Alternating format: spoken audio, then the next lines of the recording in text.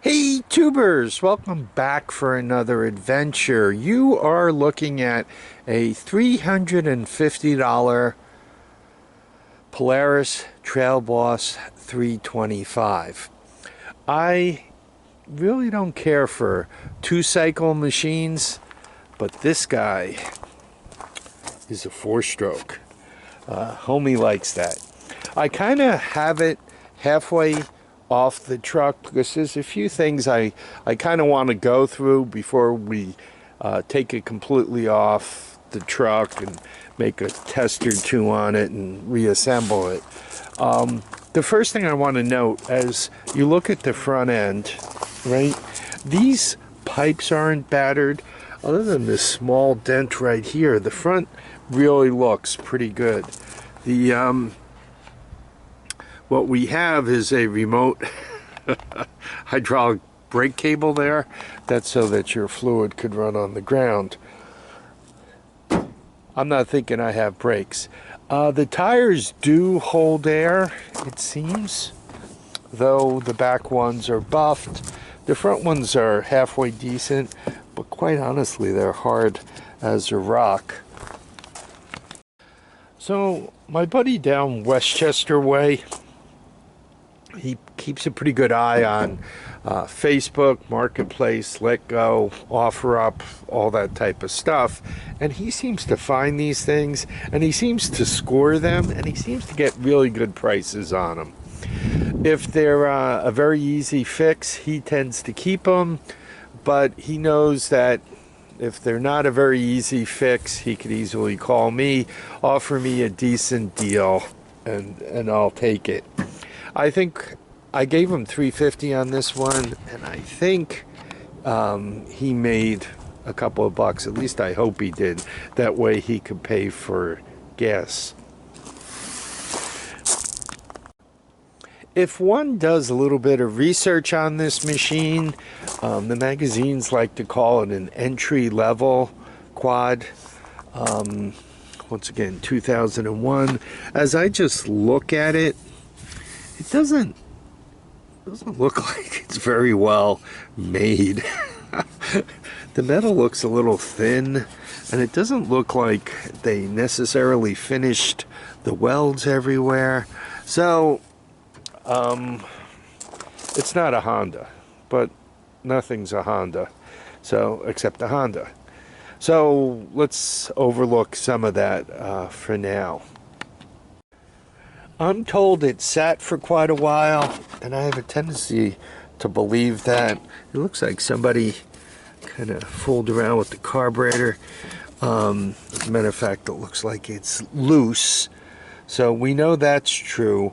It was taken apart as much as it is now. I didn't take it apart, so just to know that. I did check the oil, and it has oil. It's full, and as a matter of fact, it looks pretty good. I checked the VIN. It's not stolen, and if you give this thing a couple laps, it seems to have compression and all of that. Before I drop it, I am going to put the jump pack on it. Looks like I'm going to have to take it apart for a compression test and all. Anyway, let's smash the jump pack on it and see what happens. So here we are, jump pack installed. Right, I clipped right on the starter there, right on the engine case. Hopefully we have contact.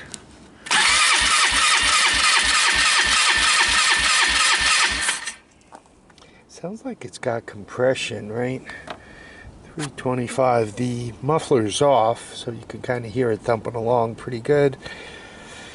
All positive, right? Once again, I'm not madly in love with Polaris machines either, so if it didn't turn over, at least by hand here, I probably would have beat them up and tried for a much lower price. You guys know I like to pay the pieces parts price for these things, and it did come with quite a bit of stuff, right? We got your air cleaner here. What is that? Outland air cleaner, right? All the hardware that somebody took off, they kind of put aside. This is a fuel valve, right? Supposedly it came with the key. We'll see if it works. Came with 8 foot of gas line. Actually went through the trouble of measuring it out. And clamps. You can see the side covers. There's a muffler gasket, I assume. Right, the cover that goes over the torque converter. Here's the muffler.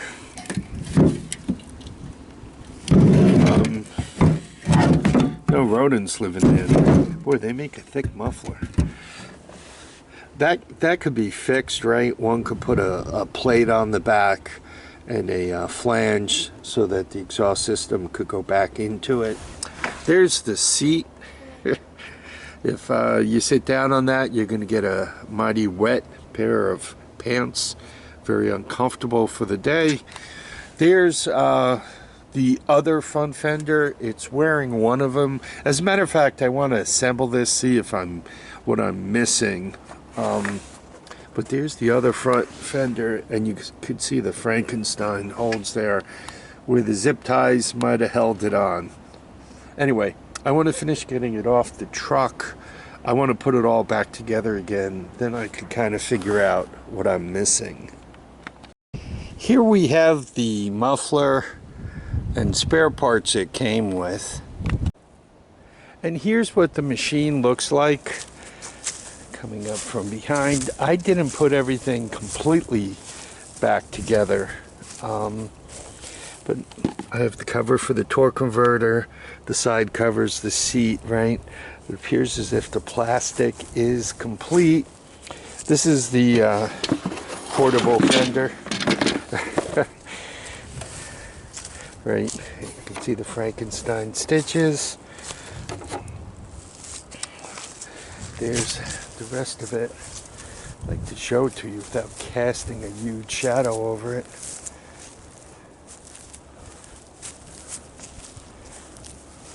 So it appears from a cosmetic point of view, the parts are there. And oh, look at that. The recoil works, though that sounded like it had water in it. I don't know. It feels like it's got pretty decent compression. And once again, back around. We have a trunk. A little broken here, but all the best all-terrain vehicles come with their own starting fluid. That's empty. I guess somebody was messing with the Ford at some point. Drag. Oh, license plate. There's a 0 there. I don't know if that's looks like a 10. So maybe this thing was even registered. And the seat. Yeah, that'll moisten up your Depends for you if you sit on it. Oh yeah, I got a key. Let's see if that works. So it came with this bag and key. The key was obviously in the bag. I guess at some point this machine belonged to Ella. If you put the key in the ignition,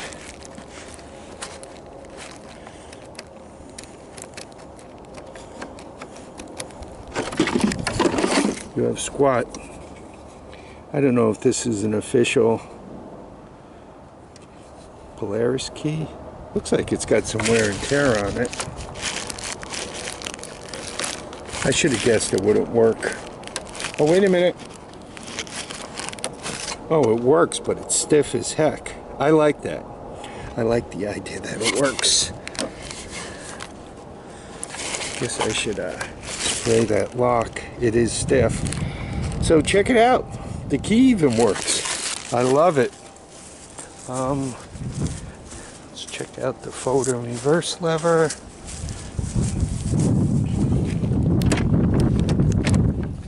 Well, supposedly it's in high. Doesn't have a low. And if you turn the sprocket, it moves. So that's all good. It looks like the belt and clutch are there. Looks like I just need to get it running. I didn't see a toolkit under the seat. Sometimes there are surprises in the airbox. Let's take a quick look in there. See if anybody left me money or something. I guess it's got a portable airbox.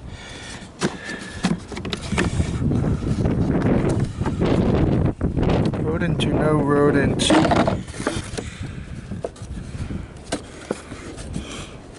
Well, it might not be a rodent, but it smells like rodent. Does that count? I'm gonna have to get that carburetor off and measure it.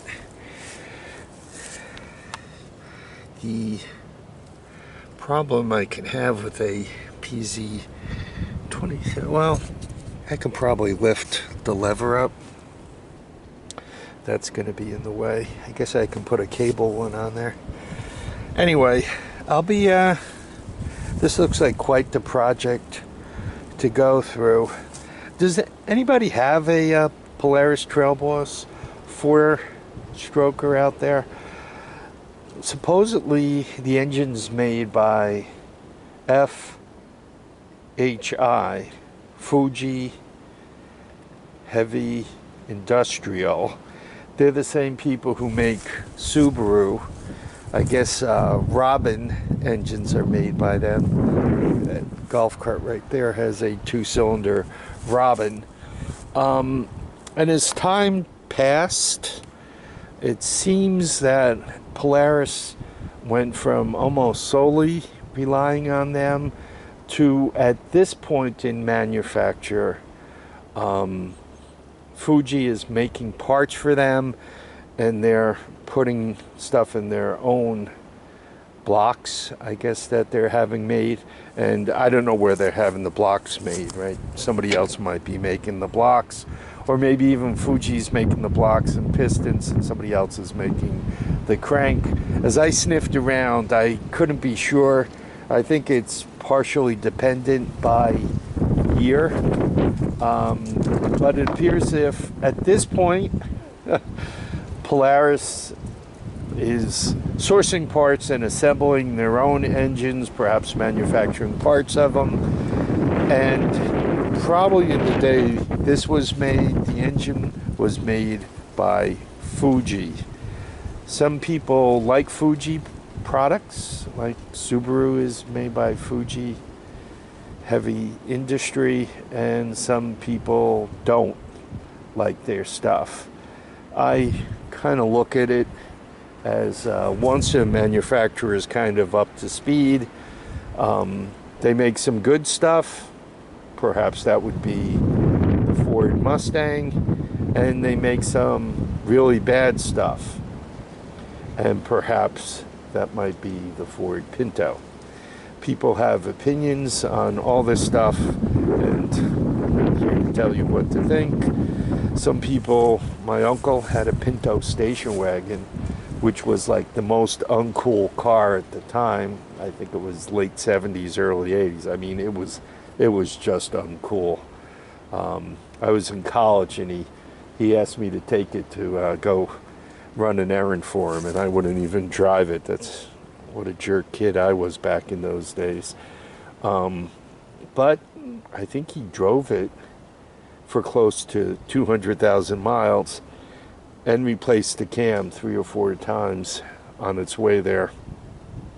Had one of those overhead cams that didn't oil properly, and had a tendency to wipe the lobes off of it. I guess I'm talking about this because I saw the Ford thing. Anyway, I hope you guys enjoyed this video. You'll be seeing a lot more of it, given that it's really complete and it's not battered and all.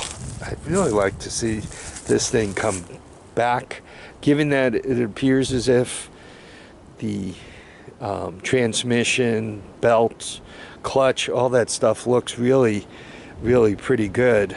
The engine has compression. I can always hack the ignition.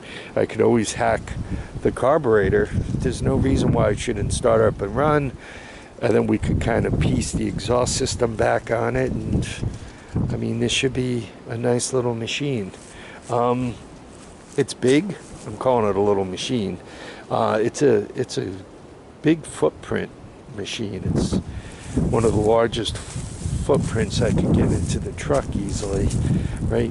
Those front tires are full, I don't know, 42, 44 across, and the backs look like about 40, if my 42, 44 is a correct guess. Anyhow, I hope you guys enjoyed this video. Anybody who has one of these, the 325 4-stroker, I'd appreciate your feedback. Anybody has any opinions on Polaris, I'd like that feedback too. About getting parts for this thing, I think my buddy Steve has some stuff for me. I don't know if he has front plastics maybe in a little better shape, perhaps a seat. You never know what's in the back of the boneyard. There could be one of these ready to go with a blown engine that I could get a load of parts from. There could be one of these that somebody already ate dinner off of a whole bunch of times, including leftovers. Or there might not be any of these or anything that says Polaris on them. So I love parts, right? It really helps. Anyhow, once again, I want to thank you all for dropping by to watch and comment and subscribe. Please remember to keep your feet down, your heads up, get out and enjoy each and every day. Don't let any time pass you by, because you don't know how much you're going to get. Bye now.